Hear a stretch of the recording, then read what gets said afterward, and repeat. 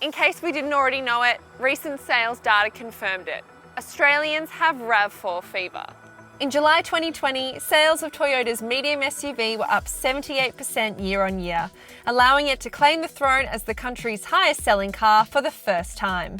And a large proportion of those sales were hybrids like the one here.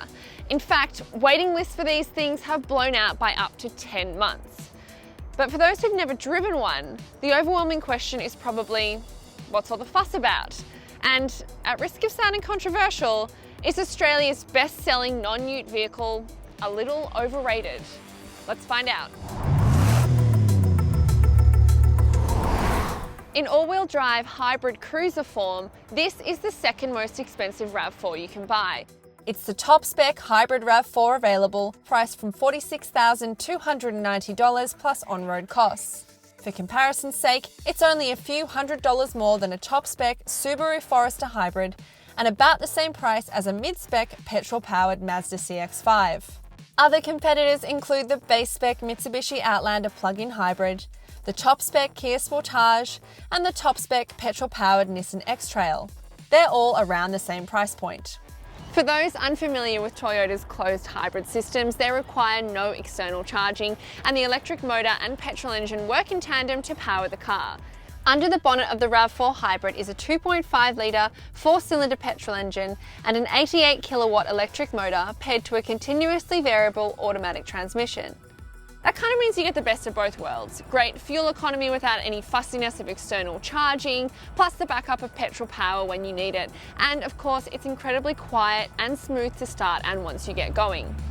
The car uses an electric all-wheel drive system, which also has another rear 40 kilowatt motor generator to power the back wheels, and it senses the terrain and adjusts the transfer of power accordingly. Combined, the engine and motor output 163 kilowatts of power and 221 newton meters of torque. I'm seriously impressed with how premium this cabin feels.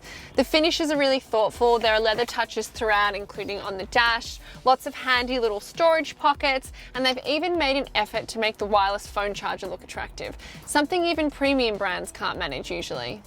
There's also a long list of standard equipment, including active cruise control with lane trace assist, Apple CarPlay and Android Auto, DAB digital radio, keyless entry and exit, heated seats, and even a panoramic view reverse camera. If we're nitpicking, Toyota's reverse camera is still strangely low res for such a world-leading brand. That, plus the small, basic infotainment screen, are really the only giveaways that you're not in a car from a prestige brand. This is, at its core, a family car, and the back seat is perfectly designed for just that. It feels really light and airy thanks to the sunroof up front and these big windows, which for a change open all the way down, which is nice. There's plenty of leg, headroom and tow room for both adults and children. There's a big central armrest with cup holders, ISOFIX points on the rear outboard seats, air vents, USB charging ports, and bizarrely only one map pocket, but it's really roomy, comfortable and spacious. Back here, there's a power tailgate that opens a little bit slowly and a little bit loudly for my liking. The boot is 542 litres. To show you what that looks like, I'm going to load an entire week's worth of shopping bags back here and you can see how it all fits. That's my workout for the week. Done. Of course, one of the key reasons you'd buy a hybrid in the first place is fuel economy. Toyota promises a combined fuel consumption figure of around 4.8 litres per 100 kilometres for this car. My week of driving came in closer to the 6 litres per 100 kilometres mark, but given it was mostly in stop-start traffic with a few freeway sprints, I'm pretty happy with that. So we're behind the wheel of the Toyota RAV4 Hybrid. I'm going to turn it on just so you can hear how quiet it is to start.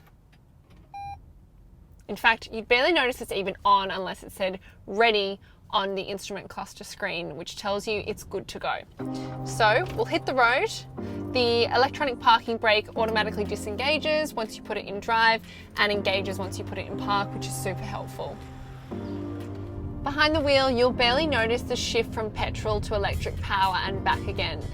And also in the cabin, it's really quiet. Tire noise and road noise is minimal and the seats are comfortable, so it's a really smooth, uninterrupted ride. To me, this doesn't feel like the most gutsy of cars, but it's got more than enough grunt for when you need it, which for most buyers will be when you've got a full boot when you're tackling a slightly steeper slope or when you need to overtake on a freeway. The turning circle is pretty great for a medium SUV too. I had to take a tight U-turn just before and I managed to do it without any rejigging of the position or awkward three-point turning. You can kick acceleration up a notch in sport mode, improve fuel economy in eco mode, or drive solely in EV mode if you're going at lower speeds and in certain conditions. A big rear windshield means visibility is clear and uncomplicated, and rear seat occupants will probably find there's plenty of light too.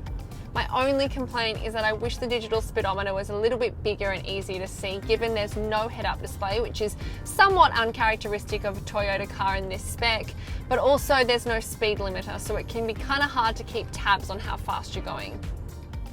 The Toyota RAV4 Hybrid is a serious all-rounder. It's like the Miss Congeniality of cars. It's attractive, it has a premium feel, it makes great use of its cabin space, it has good fuel economy, it has the Toyota stamp of reliability and safety, and in my opinion, it's priced pretty well for the fact it's a hybrid and has a fair amount of standard kit. Needless to say, I'm feeling pretty revved up about it.